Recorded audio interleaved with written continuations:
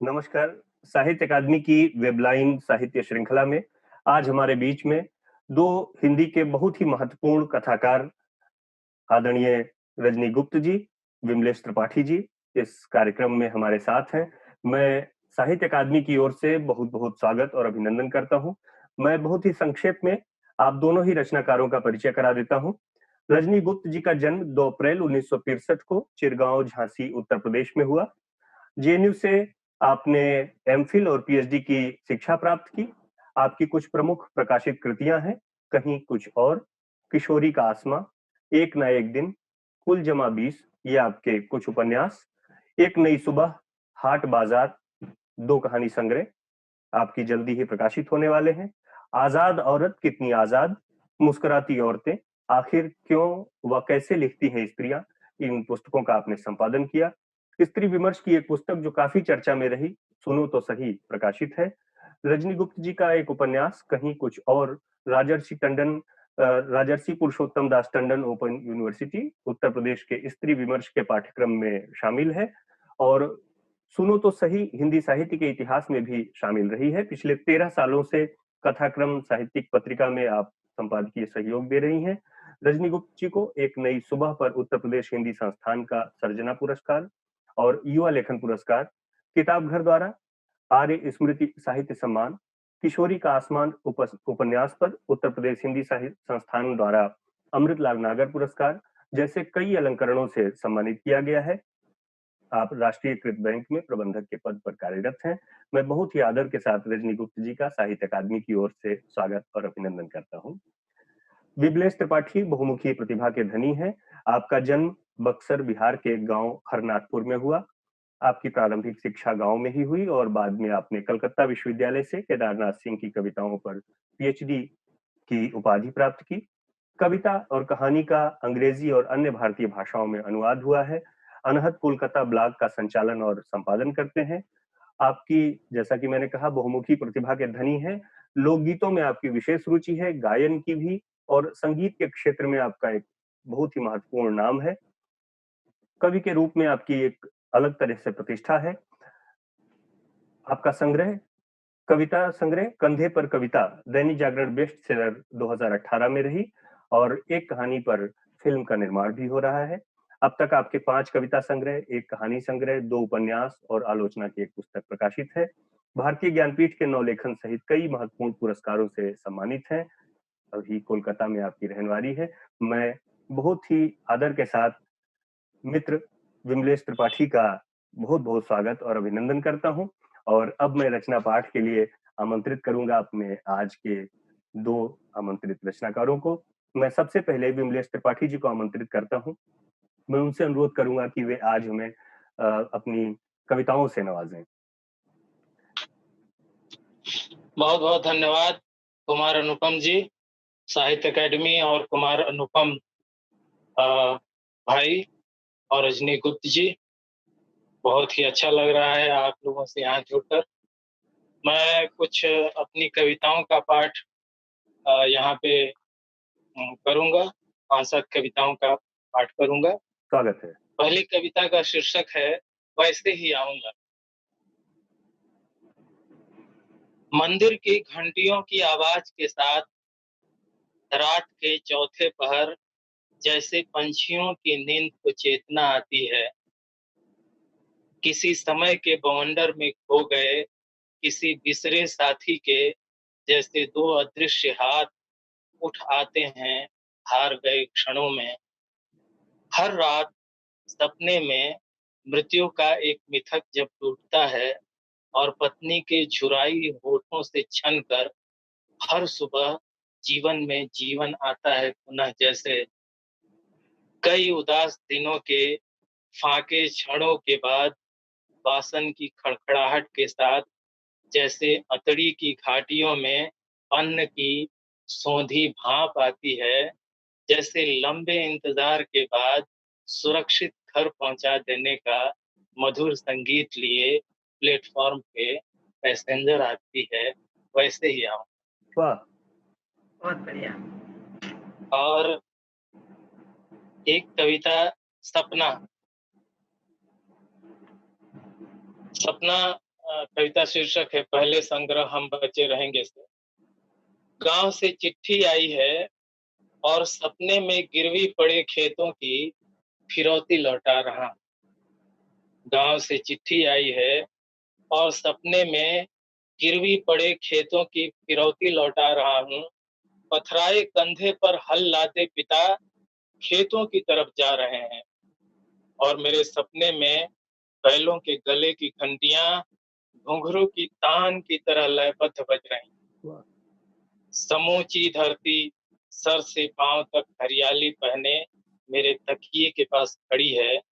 गांव से चिट्ठी आई है और मैं हरनाथपुर जाने वाली पहली गाड़ी के इंतजार में स्टेशन पे अकेला खड़ा। वाह,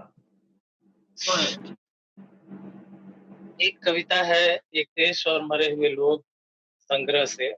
स्वीकार। समय के लिहाज से अब तक मूर्खों ने ही बचाया है कला की दुनिया को। समय के लिहाज से अब तक मूर्खों ने ही बचाया है कला की दुनिया को। आज के समय में बुद्धिमान होना बेईमान और बेशर्म होना है। आज के समय में बुद्धिमान होना बेईमान और बेशर्म होना है। इसीलिए हे भंते बुद्धिमानों की दुनिया में मैं मूर्ख रहकर ही जीना चाहता हूँ। इसीलिए हे भंते बुद्धिमानों की दुनिया में मैं मूर्ख रहकर ही जीना चाहता हूँ। इसीलिए हे भंते मैं पूरे होशो हवास में और खुशी खुशी मूर्खता का वर्ण कर रहा हूँ। बहुत बढ़िया। और एक कविता है एक पेड़ से कहता हूँ। उदास हूँ, उदास और अकेला एक पेड़ से कहता हूँ। उदास हूँ, उदास और अकेला एक पेड़ से कहता हूँ। पेड़ की एक टहनी हिलती है देर तक, एक पत्ती गिरती है खड़खड़ाती। आज इतने दिनों बाद कुछ कुछ समझने लगा हूँ पेड़ों की भाषा। आज इतने दिनों बाद कुछ कुछ समझने लगा हूँ पेड़ों की भाषा। क्या कभी समझ पाऊंगा आदमी की भी भाषा? वाह, एक पेड़ से कहता। और और एक दो कविताएं मैं सुनाऊंगा। एक कविता है गमछा, कंधे पर कविता संग्रह में शामिल है। गमछा। वह पता नहीं कितने समय से टंगा रहा था बाबा के कंधे पर। बाद फिर पिता के कंधे पर पिता को उसकी पगड़ी पहनाई गई थी बाबा की तिरही के दिन। पिता खूब रोते रहे, रोती रही घर की सभी औरतें। मैं उस समय चुप सोच रहा था कि मुझे भी रोना चाहिए या नहीं। देखता सब कुछ निर्दोष विचलित। पगड़ी दी गई थी पिता को। अब वे खानदान के मालिक थे। उनके सिर से उठकर वह अब आ गई थी कंधे पर एक जिम्मेवारी की तरह। उनके न रहने पर जिसे सौंपा जाना था घर के किसी और योग्य व्यक्ति को, इस सबसे बड़े बेटे को। घर का सबसे बड़ा बेटा मैं। बहुत दिन हुए छोड़ आया हूँ गांव का वह घर। पिता के गमछे की छाया, उनके मालिकत्व और स्नेह की परिछाई। दूर चला आया हूँ इस शहर में, दूर चला आया हूँ इस शहर में। लेकिन मैं जानता हूँ एक दिन जब नहीं रहेंगे पिता, गमछे की पगड़ी पहनाई जाएगी मुझे भी। पिता को याद कर रोऊंगा मैं भी जार जार, सोच कर यह कि उनके अंतिम समय में नहीं रह पाया मैं उनके पास, कोई सेवा टहल नहीं कर पाया पिता की। गमछा मेरे कंधे पर आकर बैठ जाएगा उम्र भर के लिए जैसे पिता की आत्मा। हर रात मैं दौड़ कर जाऊंगा अपने गांव, अपने खेत, पेड़ों के बीच जिनकी रक्षा की जिम्मेवारी मेरी। और हाँफते हुए पसीने पसीने उठ बैठूंगा नरम बिस्तर पर भी घबराया।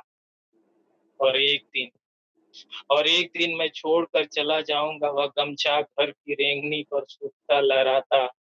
इस संबंधहीन समय में इस विश्वास के बिना ही कि उसे कोई योग्य घर का कि कोई बड़ा बेटा धारण करेगा, एक और पगड़ी के रूप में मेरे जेहन में हाँकते हुए गांव भर को बचाएगा। चला जाऊंगा मैं एक दिन समय के पार, और गमछा वह लटका रहेगा सदियों वहीं उसी घर की रेंगनी पर, पृथ्वी और आकाश के बीच एक कंधे की प्रतीक्षा। बहुत अच्छा। और कुछ कविताएं सुनाऊं मैं, समय हो तो? एक और पढ़िए। अच्छा, एक और कविता मैं सुनाता हूँ। अच्छा, ये सुना देता हूँ जो याद। कविताओं से बहुत लंबी है उदासी, यह समय की सबसे बड़ी उदासी है जो मेरे चेहरे पर कहीं से उड़ती हुई चली आई।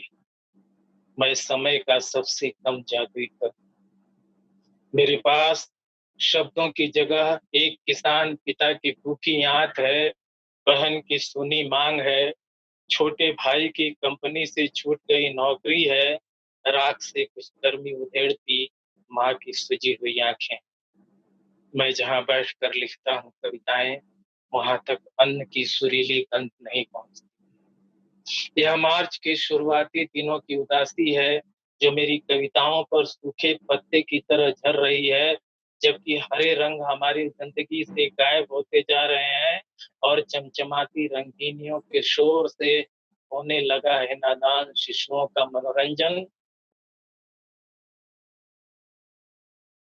क्या मुझे कविता में के शुरू में इतिहास से आती हुई लालटेनों की मध्यम रोशनियों को याद करना चाहिए? मेरी चेतना को झकझोरती खेतों की लंबी पगडंडियों के लिए मेरी कविता में कितनी जगह है? कविता में कितनी बार दोहराऊं कि जनाब, हम चले तो थे एक ऐसी जगह को पहुंचने जहां आसमान की ऊंचाई हमारे खपरेल के बराबर हो, और पहुंच गए एक ऐसे पाताल में जहां से आसमान को देखना था कसम। अच्छा, वहां कितनी उदासी होगी जहां लोग शिशुओं को चित्र बनाकर समझाते होंगे आसमान की परिभाषा, तारों को मान लिया गया होगा एक विलुप्त प्रजाति। कविता में जितनी बार लिखता हूँ आसमान, उतनी ही बार टपकते हैं माँ के आंसू, उतनी ही बार पिता की आंत रोटी रोटी चिल्लाती है। जितने समय में मैं लिखता हूँ एक शब्द, उससे कम समय में मेरा बेरोजगार भाई आत्महत्या कर लेता है, उससे भी कम समय में बहन औरत से धर्मशाला में तब्दील हो जाती। क्या करूं, ये कविताओं से लंबी है समय की उदासी, और मैं हूं समय का सबसे कम जादुई कवि। क्या आप मुझे क्षमा कर सकें? इस कविता में धूमिल की एक पंक्ति मैंने कोट की है, और धूमिल को आभार सहित और धन्यवाद आपका। मैं बहुत बहुत धन्यवाद विमलेश जी। दरअसल जो विमलेश की ये कविताएं हैं, और जैसा कि इस कविता में भी वो कहते हैं कि मैं इस समय का सबसे कम जादुई कवि हूँ, दरअसल यथार्थ ही इतना ज्यादा प्रबल है। और जिस लोक चेतना से विमलेश ने हिंदी कविता को समृद्ध किया है, उसमें गांव, किसान, वहां का जीवन, और आज के समय में जो युवाओं की बेरोजगारी और तमाम मुद्दे जिस सलीके के साथ विमलेश अपनी कविता में उठाते हैं, ये एक बड़ा प्रश्न तैयार करते हैं। और इसी वजह से यह उदासी पूरी कविता पर हावी हो जाती है, और हमें एक नए तरीके से इन प्रश्नों को सोचने, इनको समझने और इन पर कुछ निर्णय लेने की एक समझ पैदा करती है। मैं बहुत आदर के साथ विमलेश त्रिपाठी का आभार व्यक्त करता हूं, और अब मैं वरिष्ठ धन्यवाद। कथाकार आदरणीय रजनी गुप्त जी को कहानी पाठ के लिए आमंत्रित करता हूं। नमस्कार और बहुत बहुत शुक्रिया अनुपम जी कि आपने कहानी पाठ के लिए मुझे याद किया। आज की कहानी आधुनिक विसंगतियों और आधुनिक उठापटक के बीच एक लड़की किस तरह से संघर्ष करती है दिल्ली जैसी महानगर में, उसके जीवन पर आधारित कहानी का नाम है समृद्धि सज्जा। मैं कहानी पाठ कर रही हूँ। पता नहीं ऐसा क्या था उस सांवले चेहरे, मझोले कद काठी वाले व्यक्तित्व में, जो इतने सालों बाद भी वह जस का तस याद रह गया। हूबहू वही नए नक्श, वही चाल, और सबसे बड़ी बात वही आवाज। पता नहीं कैसे अभी तक मेरे भीतर उसी अंदाज में कैद रह गई कि अचानक राह चलते किसी के टोकते ही, मैडम, ओ मैडम, सुनो तो, ए मैडम। भीड़ भरी सड़क पर उतावली से बढ़ते मेरे कदम अचानक एक ही आवाज पर थम गए, गोया तेज रफ्तार से चलती बाइक पर किसी ने जोरदार ब्रेक मार दिया हो। मैंने पीछे मुड़कर देखा और 1 मिनट लगा। अरे तुम, राधा, यहाँ कैसे? और इस तरह अचानक? सकुचाते हुए एक छोटा सा मुड़ा तोड़ा सा कार्ड मेरी हथेली पर रखते हुए बोली वो, मैंने ब्यूटी पार्लर खोला है दीदी, अपना है, उसी का उद्घाटन है 16 को, जरूर आइएगा प्लीज दीदी। अरे वाह, पार्लर खोल लिया है, बहुत अच्छी बात है, जरूर आऊंगी। और बता, तू कैसी है, कहाँ है, कैसा क्या चल रहा है? इतने साल गुजर गए। दीदी दीदी रुको रुको, बाकी बात है फिर कभी, इस वक्त तो बहुत बिजी हूँ, चलूंगी अब, बहुत सारे काम है। कहते हुए वो दोबारा उसी गति से गंतव्य की ओर मुड़ने लगी, मगर मेरी सोच के तार वहीं अटके रह गए, जबकि मेरे कदम धीरे धीरे अपने आप गंतव्य की तरफ चलने लगे थे। 10वीं तक मेरे साथ पढ़ने वाली राधा का मन पढ़ाई में कम, सजने संवरने में ज्यादा लगता था। फिर 12वीं में जब मैं कस्बा छोड़कर शहर में पढ़ रहे भाई के पास पढ़ने के लिए आई, तो वह भी मेरे पीछे पीछे खिंची चली आई, लेकिन उसका मन पढ़ाई में रमता ही कहाँ था। मैं तो जल्दी से जल्दी कंपटीशन देकर खुद को पूरी तरह करियर की तरफ झोंकने लगी, और उस दौरान वह कहीं पीछे छूट गई, अपने बैक पेपर पूरे जो करने थे उसे। फिर वही जीवन की भागदौड़, नौकरी की आपाधापी, यानी रोजमर्रा की रूटीन व्यस्तताओं ने ऐसा घेरा कि इस घन चक्कर में उससे संपर्क ही नहीं हो पा रहा था। खबरें जरूर हवा की तरह उड़ते उड़ते मेरे कानों में पड़ती रहती कि उसका 5 साल पुराना प्रेमी उसे छोड़कर भाग गया, कि उसने खुद ही उस नाकारे को लात मारकर भगा दिया, और अब किसी प्रेस में प्रूफ रीडिंग का काम करने लगी है, कि उसी सुना है कि उसी प्रेस में फिर किसी से दोस्ती हो गई, जिसकी बाइक से वह रोज दफ्तर आती और चली जाती। बातों का क्या, बातों के बगुले तो एक बार बेग से ऐसे उठते कि फिर थमने का नाम ही नहीं लेते। एक दिन बड़े उत्साह से कहीं से पता लेकर आई थी उसके दफ्तर, मगर जाकर पता चला कि मोहतरमा ने 1 सप्ताह पहले ही वहां की नौकरी से नमस्ते कर दिया। अब कहाँ होगी वह? कयास चाहे जितना लगाऊं, मगर कोई भी उसके बारे में खुलकर बताने को तैयार ही नहीं। उस रोज वहां से लौटते हुए 2 बूढ़े कर्मचारियों के शब्द कानों में जरूर टकराए थे, जो आपस में फुसफुसाते हुए बोले थे, इस बार तो राधा मैडम ने किसी बड़े अफसर को फांसा है, सुना है नॉर्थ ब्लॉक में सेक्रेटरी के ओहदे पर है वो। भाई वाह, क्या कहने, कितने मजे हैं इन मैडम लोगों के, ना शादी के लफड़ा पालो, ना तमाम दुनियादारी के लफड़े शुरू होंगे, सच्ची में। लेकिन वह चतुर सियानी खूब है, जब तक काम निकलता है तभी तक ठीक है, वरना जैसे ही उसके जीवन की गाड़ी पटरी से एक बार उतरी नहीं, तो वह तो फुर्र से निकल लेगी चिड़िया की तरह, सड़क पर खुले आसमान के नीचे आ जाएगी। फिर तो उस बूढ़े की मिचमिचाती कीचड़ भरी आंखों में झांकने पर लगा शायद कुछ सच्चाई हो इनकी बातों में, मगर हमें क्या, मैं नाहक क्यों परेशान होती हूँ उसे लेकर। सोचते हुए आगे बढ़े कदम अपने आप रास्ते में मुड़ते चले गए। फिर वही साल दर साल की गर्द जमती गई जिंदगी पर, ताश की गड्डी की तरह इधर उधर छितरते बिखरते रहे हम, और इस घन चक्कर में पीछे की तरफ कायदे से देखने की फुर्सत ही नहीं मिल पाई। तभी ठीक 11 साल 9 महीने बाद अपने बच्चे के बाल कटवाने में पहुंची थी समृद्धि ब्यूटी पार्लर, जहां बाल काटती राधा को देखकर बुरी तरह चौंकी थी मैं। अरे तुम यहाँ कब से हो, ठीक से तो हो ना?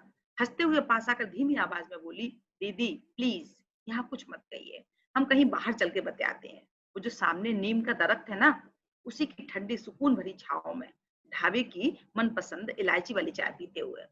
बच्ची के गर्दन पर अपना बायां हाथ रखे हुए अपने दोनों हाथों से कैंची चलाते हुए उसे बड़े स्नेह से देखती जाती और मीठी मीठी बातें करते हुए कभी उसके मुंह में चॉकलेट रख देती तो कभी च्युइंगम, और ऐसा करते करते बतियाती भी जाती।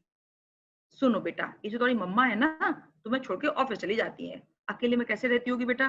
मन तो लग जाता है ना, या भाई बहनों से लड़ाई करती रहती हो? क्या बेकार का उटपटांग नाम रखा है तुम्हारी मम्मा ने, श्लोका। ये श्लोका है कि श्लोका है? अरे मैं तो बोल ही नहीं पा रही। कभी मजे ले लेके हंसती जाती, फिर उसकी मीठी बातों के जादू में बच्ची भी खो जाती। काम खत्म करने के बाद उसने अपना पसंदीदा कार्टून चैनल लगाया और मेरा हाथ पकड़ के खुली हवा में ले आई मुझे। श्यामला दी, तो तू तो बड़ी अफसर बनेगी, ये तो मैं पहले से जानती थी। तो तू तो बनी गई ना, मगर मैं तो वहीं की वहीं पड़ी रही। हाँ हाँ, 12वीं पास कहाँ कर पाई थी मैं। फिर सोचा ऐसे में क्या मुंह लेके घर लौटूं, तो यहाँ वहां की छोटी मोटी नौकरियों के सहारे गुजर बसर करती रही ना। वापस उस गांव जाके रभाती गायों और गोबर से ढोरों के बीच में तो नहीं रह सकती थी ना। कैसे रह पाती, आप ही बताओ। सच बताऊं दीदी, तो इस मुई दिल्ली की हवा जो लग गई थी मुझे, दिल्ली छोड़ने का मन नहीं करता था। ऐसे एक दिन नवल टकरा गया था मुझे। अरे वो बुद्धू सा बच्चा एक नवल, जो फ्रेंच भाषा का कोर्स कर रहा था, वही ना जिसका हम मजाक उड़ाया करते थे। हाँ वही। फिर धीरे धीरे हमारे बीच दोस्ती होती गई। अचानक एक दिन हमने साथ साथ गोवा जाने का प्रोग्राम बना लिया, जिससे हमारी दोस्ती में कभी न टूटने वाला जोड़ लग जाए। उसने अपनी बड़ी आंखों को मटकाते हुए कहा। सांस लेने के लिए और पल भर के लिए थमी, फिर पास वाले ढाबे से 2 कप कॉफी लेके आ गई। स्टूल पर कॉफी के प्याले रखते हुए बोली, पहले तो उसके माँ बाप मुझे स्वीकार करने के लिए कैसे भी तैयार नहीं हो रहे थे, मगर इकलौते बेटे के हाथ से निकल जाने के डर से खामोशी ओढ़ ली थी उन्होंने। तो फिर शादी क्या हुआ उसका? नवल के आग्रह पर हमने मंदिर में शादी की रस्म अदायगी कर ली थी, मगर उनके घर वाले सालों साल नाराज रहे हमसे। यहाँ तक कि कोई संपर्क नहीं रखा उन्होंने हमसे। फिर हमें पेट की खातिर यहाँ वहाँ तमाम छोटी बड़ी नौकरियां करनी पड़ी। इसी सिलसिले में एक दिन अचानक अजय से मुलाकात हुई। वही अजय जो मेरे साथ बैक सीटर था 12वीं में, आपको याद है ना खूब अच्छी तरह। वही ना जिसने उस दौरान तेरी तरफ चिट्ठी भी फेंकी थी। हाँ हाँ वही। उसने शुरू में हमारी माली हालत सच्चे मन से मदद करने का दिखावा भी किया। अपने व्यक्तिगत प्रयासों से एक जगह बतौर सिक्योरिटी गार्ड नौकरी भी लगवा दी और मुझे अपनी प्रॉपर्टी डीलिंग बिजनेस वाले बिजनेस में पीआरओ भी बना दिया। अब तो जीवन में सब तरफ मौज ही मौज दिखने लगी। इतनी मस्ती कि हम दोनों महीनों उसी प्यार भरी दरिया में डूबे रहते, अगर वो काली आंधी ना आई होती। कौन सी काली आंधी, साफ साफ बताओगी भी? दीदी, वो साला गंदी नाली का बदबूदार कीड़ा, वो इंसान बहुत गंदा निकला। उसके नाम से नफरत का लावा खदकने लगता आज भी। जिस्म फरोशी के काले धब्बे में दलाल बनाना चाहता था मुझे। साला खुद कभी सामने नहीं आया, बल्कि जगह जगह से अपने लोगों के जरिए तमाम अवैध कामों को अंजाम देने लगा। पता चला कि जिसको उसने अपने यहाँ नौकरियां दिलवाई हैं, उन सबसे उल्टे सीधे धंधे करवाता है वो। जिस्म फरोशी के दलाल बनवाकर यहाँ वहां की लड़कियों को अपने जाल में फंसाने का गुर जानता था। जब मैंने एक दिन उसे टीवी पर उसके मैनेजर हरिहर गिरफ्तार होते देखा, तभी मेरा दिमाग सुन्न हो गया। हाथ पांव फूल गए थे मेरे तो। हमने रातों रात भागने का प्लान बनाया। ऐन मौके पर उसके किसी दलाल की निगाह हम पर पड़ गई और फिर क्या, हमारा पीछा भी किया। हम लोग वेट कर रहे। मैं बुर्का ओढ़े थी और नवल ने साफा बांध रखा था। उसके दर्जनों साथी हमें जानते थे। बहुत डर लग रहा था। तौर पर तो सभी कोई ना कोई कारोबार करता नजर आता था, मगर नेपथ्य में रहकर वे सब के सब दलाल थे, जिनके सूत्र किसी बड़े नेटवर्क से जुड़े थे। हर एक के पास दर्जनों लड़कियों के नंबर होते। वे पॉश कॉलोनियों में रहते। उन सबके पास बड़ी बड़ी गाड़ियां थी, मगर उनसे 5 मिनट की बातचीत के बाद ही उनके बोलने के लहजे से पता चल जाता कि उनका स्तर क्या है। बेशक उनके पास भव्य फार्म हाउस होते, जहां दिन रात दारू पार्टियां चलती रहती। अंदाजा लगा सकती हैं दीदी, क्या खेल चलते होंगे उन सामूहिक सेक्स पार्टियों में, बैले डांस वगैरह से लेके न जाने क्या क्या। बताते बताते उसकी आंखों में किसी बड़ा राज खुलने जैसा एक रहस्य भेदी, जैसे कोई चित्र तस्वीर खुल रही हो। वो सुना तो था हमने भी अखबारों में कि जिस्म फरोशी के कारोबार में तमाम models, TV star, college students तक इन्वॉल्व होते हैं। मेरी बात काटते वो तड़ाक से बोल पड़ी, हाँ दीदी, आजकल तो विदेशी लड़कियों की खूब डिमांड है। नेपाल, उज्बेकिस्तान, कजाकिस्तान, यूक्रेन वगैरह की लड़कियों को भी सेक्स का तड़का लग चुका है। सुनो, इनके दर्जनों दलाल इस गोरी चमड़ी के काले कारोबार को अंजाम दे रहे हैं। तो इसी तरह का दलाल बनाकर रातों रात हमें बंगला गाड़ी मुहैया कराने वाला था वो। एक पार्टी के कम से कम 50,000 रेट। सुनते ही हमारे पैरों तले की जमीन खिसक गई। पता चला कि उसने वहां ऐसे ऐसे तल घर बनवा रखे थे जहाँ लड़कियों को लगभग बुतों में तब्दील करके जानवरों की तरह वहशियाना सलूक करता था। वो जो मालिक नुमा, उसकी आंखों में सांप की तरह लपलपाती वासना की लहर और हर पल उद्दीप्त कामना को बखूबी पढ़ा जा सकता था उसकी आंखों में। उसकी सोई वासना जगती तो देह की नसें खिंचने लगती और फिर आदिम शक्तियां पूरे बेग से देह के पोर पोर में शोर मचाने लगती। लड़कियां भी तो किसी से कम नहीं थी। वे सचमुच बला की खूबसूरत थी, सांचे में ढली खजुराहो जैसी साफ उभारों वाली, एक से एक बढ़कर दिलकश और प्यारी, जिन्हें देखकर ही उन पुरुषों के मुंह में पानी भर आता और उनकी सूरतें देखकर ही वे सब एक सेकंड में ही darling darling oh my darling की रट लगाने लगते, जबकि उन लड़कियों के बारे में सोच सोच कर ही हमारा हलक सूखने लगता था। फिर हमने हिम्मत और धीरज से काम लिया और आधी रात का वक्त चुना था भागने के लिए। पहले मैं भागी, फिर नवल। पिता के गुजरने के बाद घर पर जाने का तो सवाल ही नहीं उठता था। फिर हमने नवल के यहाँ जाने का तय किया। जानती हो, जब दुख को आना होता है तो हमें पता ही नहीं चल पाता। उन लपलपाती आंखों से पीछा छुड़ाकर वहां से निकल भागने में कामयाब जरूर हो गई थी। बाद में पता चला कि नवल चारों तरफ से घिर चुका था, जिसे रास्ते में ही पुलिस ने पकड़कर जेल में ठूंस दिया और बाद में उसके घर वालों की मदद से, चूंकि आरोप सिद्ध नहीं हो पाया था, तो उसे छोड़ दिया गया। मगर तब तक वह बुरी तरह टूट चुका था। अब अपने माँ बाप के पास है। मुझसे यही कहा गया कि वो मानसिक तौर पर ठीक नहीं है ना, उनके यहाँ रहने का सवाल ही कहाँ उठता है। बस किसी तरह बड़ी मुश्किल से एक बार जा पाई थी। मन कर रहा था नवल की सूरत देखने का। मेरे हिलाने डुलाने का भी उसकी खामोशी नहीं टूटी। थकान से मेरी अधखुली पलकों को खोलने की कोशिश करते हुए देर तक वह खाली नजरों से मेरे चेहरे को ताकता रहा। उसकी बुझी आंखों में डर और खौफ के साथ अजीब किस्म की बेचैनी देखकर मेरी रूह कांप उठी। कुछ कहना चाहा तो होठों की कपकपाहट और देह की थरथराहट से उसकी अस्थिर चित्तवृत्ति का अंदाजा लगा लिया था मैंने। उस घर में पसरी वीरानी के भीतर चुपचाप एक डर रेंगते हुए जी रहा था, किसी पालतू बिल्ली की तरह। लगा जैसे मेरे पास खिसकना चाहा उसने।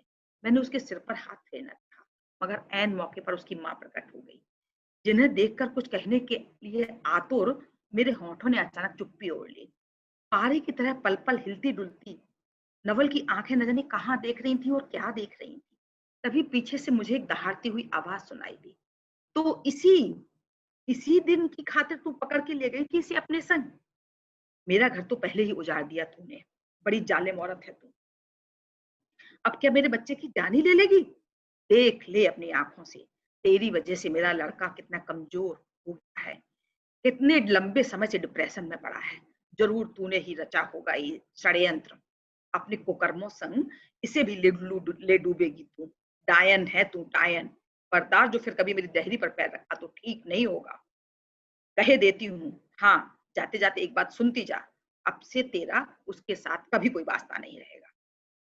समझ गई ना? अब निकल जाए यहाँ से। बस सुनते ही उल्टे पर भागना पड़ा उस घर से मुझे।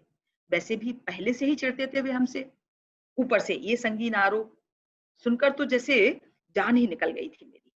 उनके घर में पसरी घुटन इतनी बदबूदार थी कि वहां पल भर खड़ा रहना दूभर हो गया। तनावग्रस्त मन में डर, बेचैनी, हताशा, आशंका और ऊहापोह इस कदर हावी थी कि आगे बढ़ता हर कदम जैसे हमें किसी मौत के कुएं की तरफ धकेल रहा था। हर पल यही लगता जैसे खतरे के निशान को पार करके बहती नदी में डूब रहे हों हम। उस नीम अंधेरे में क्यों कर रोशनी का कोई भी कतरा मेरे हिस्से नहीं आ पाया था दीदी। फिर फिर आगे क्या हुआ? यहाँ तक का सफर तय कैसे किया तूने, वो भी इस हाल में?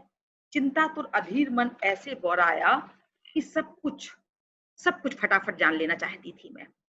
हमने कई जगह दीदी छोटे बड़े काम पकड़े।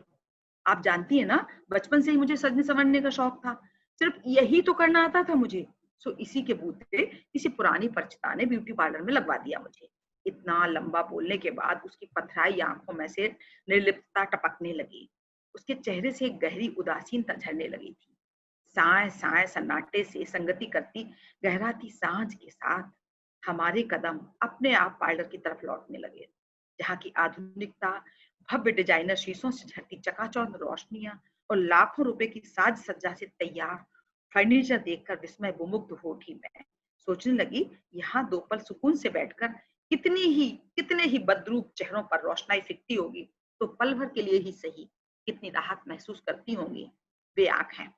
शीशों के आर पार देखती राधा की बड़ी बड़ी आंखों में तैरते आंसुओं को देखा तो मेरे मुंह से निकल गया, तू तो सचमुच बड़ी बहादुर निकली राधा। इतना बड़ा तूफान तूफान अकेले ही बर्दाश्त करती रही और अब इतने बड़े पार्लर की मालकिन बन बैठी। इस आईने के ऊपर जो तस्वीर टंगी है ना, जिसकी गोद में तेरी बच्ची, छोटी बच्ची की फोटो है, ये तेरी बच्ची है ना? ये भी एक कहानी है। सामने जो झोपड़पट्टी दिख रही है ना तू, उसमें रघुवीरा रहता था अपनी पत्नी द्रौपदी के संग। उन्हीं के भरोसे जीने की ताकत बटोरी मैंने। शुरू में उसी के साथ कुछ दिन गुजारने पड़े। अपनी जान बचाने की खातिर क्या क्या नहीं करना पड़ा। यकीन करेंगी ना, इतनी बड़ी दुनिया में जब अपनों ने आंखें फेर ली तो यही एक रघुवीरा था जिसने गाढ़े समय में अपनी इसी खोली में सिर छिपाने की जगह दी। दुर्भाग्य की पिछले महीने एक रोड एक्सीडेंट में रघुवीरा चल बसा। उसकी पत्नी और बच्ची अब मेरे साथ ही रहती है और यही है मेरा छोटा सा परिवार। उसकी बच्ची को मैंने कानूनन एडॉप्ट भी कर लिया है और हाँ, इसी के नाम से खोला है ये समृद्धि सज्जा सैलून। बड़ी लकी निकली मेरी बच्ची और चल पड़ा मेरा ये सैलून। बताते हुए काफी देर उसके चेहरे पर मुस्कान की रेखाएं उभरने लगी। एक बार फिर उसका ध्यान आदमकद आईने की तरफ चला गया। उन दोनों का मुस्कुराता चेहरा अभी भी मेरे जेहन में दस का तस कैद है। सचमुच जिंदगी कहाँ कब किसके लिए ठहरती है। बाहर निकल सिर उठाकर आसमान की तरफ देखा, जहां धुआं होते आसमान में इक्के दुक्के पंछी नामालूम कहाँ चले जा रहे थे, बिल्कुल राधा की तरह किसी अनजान दिशा की तरफ। बहुत बहुत धन्यवाद, बहुत बहुत धन्यवाद रजनी जी। ये एक स्त्री के सशक्त होने की जो आपने कहानी में परिकल्पना की और जिस मजबूती के साथ इसको रचा है, ये बहुत ही महत्वपूर्ण है। आज हमने विमलेश त्रिपाठी और रजनी गुप्त जी की रचनाएं सुनी। मैं साहित्य मंच कार्यक्रम में आप दोनों लोगों का बहुत बहुत आभार व्यक्त करता हूँ साहित्य अकादमी की ओर से। मैं उम्मीद करूंगा कि जब भी हम आगे भी आपको कभी निवेदन हम आपसे करेंगे, आप जरूर हमारा साथ देंगी। बहुत बहुत धन्यवाद जी, बहुत बहुत धन्यवाद विमलेश त्रिपाठी। नमस्कार। आपका भी बहुत बहुत धन्यवाद याद रखने के लिए। Thank you so much.